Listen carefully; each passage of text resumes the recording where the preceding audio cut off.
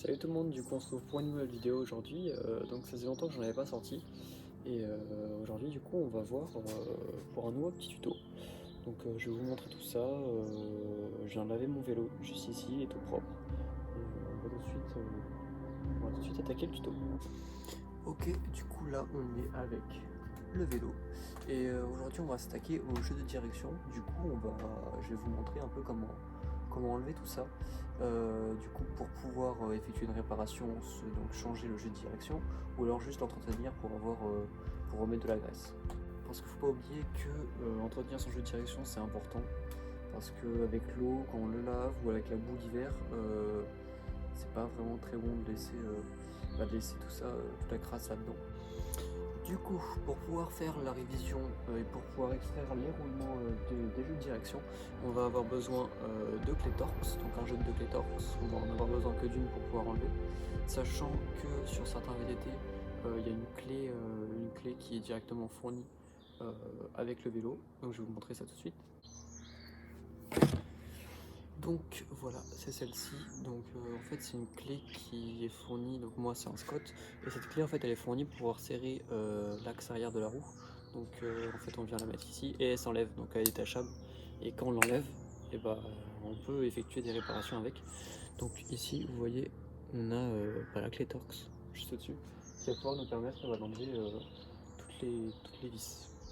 Ensuite du coup on aura besoin de graisse, donc moi en l'occurrence j'ai une graisse PTFE de chez VAR, donc en téflon, elle est bien parce qu'elle est résistante à l'eau et à la corrosion, donc je prends celle-là, elle est vraiment pas mal, donc je vous la conseille. Sinon toute autre graisse pourra faire l'affaire du moment qu'elle est résistante à l'eau. Et puis pour finir on aura besoin donc de lacets, de vieux lacets ou une chambre à air, une vieille chambre à air ça peut faire l'affaire aussi. Donc on va juste venir ici bloquer la fourche.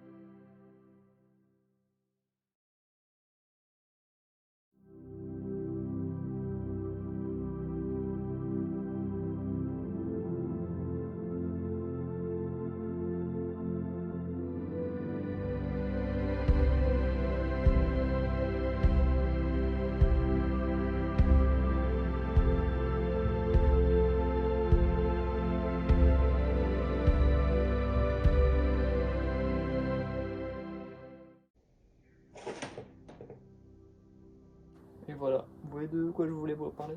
Donc du coup là elle a été retenue par la petite bague qui se trouve juste ici, qui va permettre de serrer l'ensemble. Mais il faut faire attention parce que du coup la fourche pourrait tomber.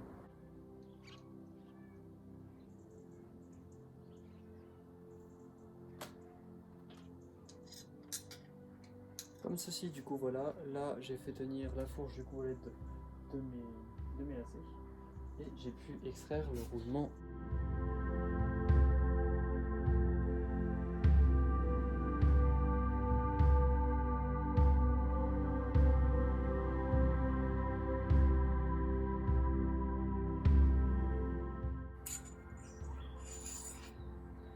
Donc faites bien attention pour la fourche. Cette bague là elle va se trouver juste en dessous de la fourche, à ce niveau ici en fait, je sais pas si on voit bien.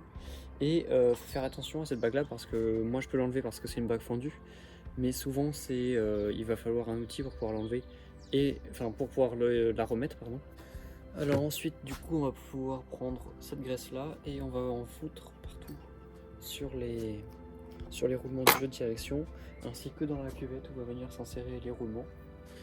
Donc on n'hésite pas à en mettre pas mal sur le roulement. De toute façon on viendra en remettre dans la cuvette. Et voilà, on étale tout autour.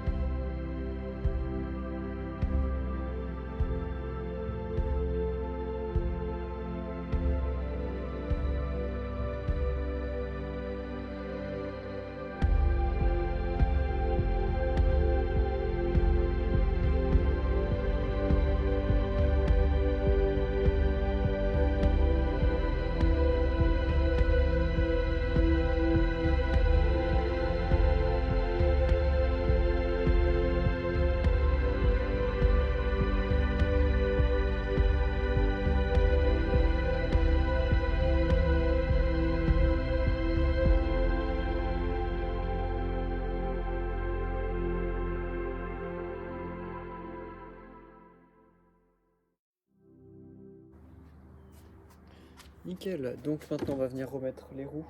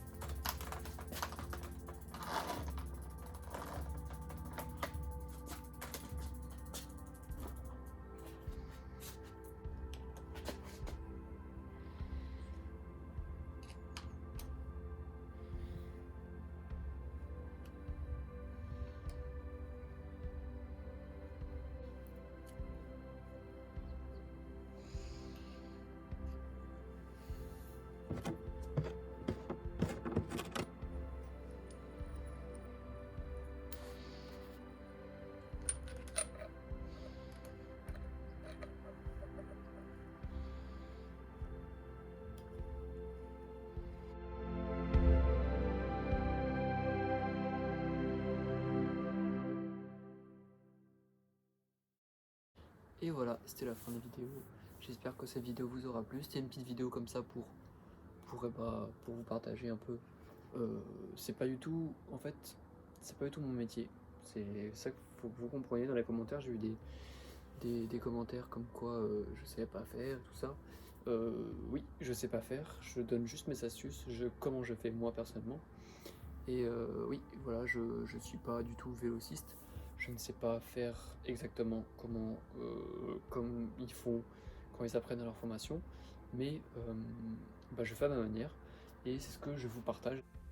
Bon les gars, c'est encore moi, du coup je vous reprends ici parce que j'ai coupé trop tôt quand j'étais en train de faire le tuto et je me suis rendu compte que du coup je vous ai pas du tout parlé de mes projets vidéo.